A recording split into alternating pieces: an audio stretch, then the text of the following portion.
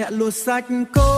ចិត្តមិនដែលបដូរចង់លក់សាច់មន់ចេញលក់ចិត្តឆ្ងាយចេញលក់ចិត្តឆ្ងាយចិត្តសប្បាយជានិច្ចចេញលក់ចិត្តឆ្ងាយចិត្តសប្បាយជានិច្ចចិត្តសប្បាយជានិច្ចព្រោះមិនដែលភ្លេច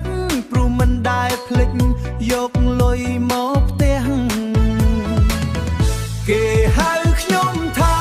អ្នកលក់សាច់គោអាហោព្រោះខ្ញុំមិនធ្លាប់លួចមានស្រីក្រៅ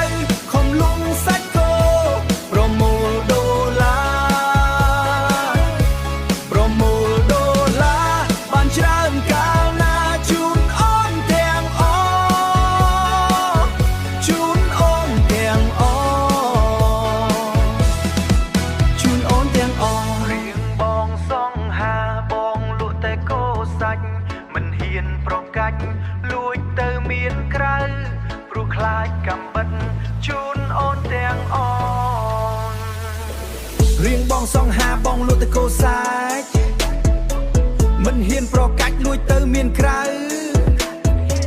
ព្រោះខ្លាចកំបិតកាប់សាច់គោអូនមិនព្រមគោអូនមិនព្រមប្រណីបើសិនឃើញស្រីបានត្រឹមលួចមើលបងមិនដែលខិតលួចខូចក្បត់ចិត្តលួចខូចក្បត់ចិត្តព្រោះយើងមានកូនព្រោះយើងមានកូនពីរបីហើយតើបើឃើញគេស្អាតហ៊ានត្រឹមលួចមើលហ៊ានត្រឹមលួចមើ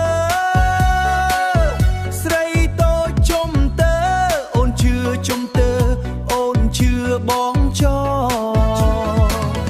គេហៅខ្ញុំថាអ្នកលក់សាច់គោអាហោព្រោះខ្ញុំមិនធ្លាប់លួចមានស្រីក្រៅខំលក់សាច់គោប្រមូលដុល្លា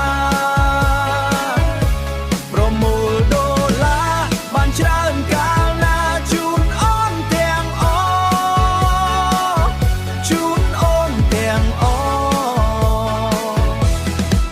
ជូនអូនទាំងអស់ចាប់កូនខ្លែងប្រឡែងកូនមន់ម្ចាស់គេទាន់យកមន់ទៅលាក់យកមន់ទៅលាក់យកមន់ទៅលាក់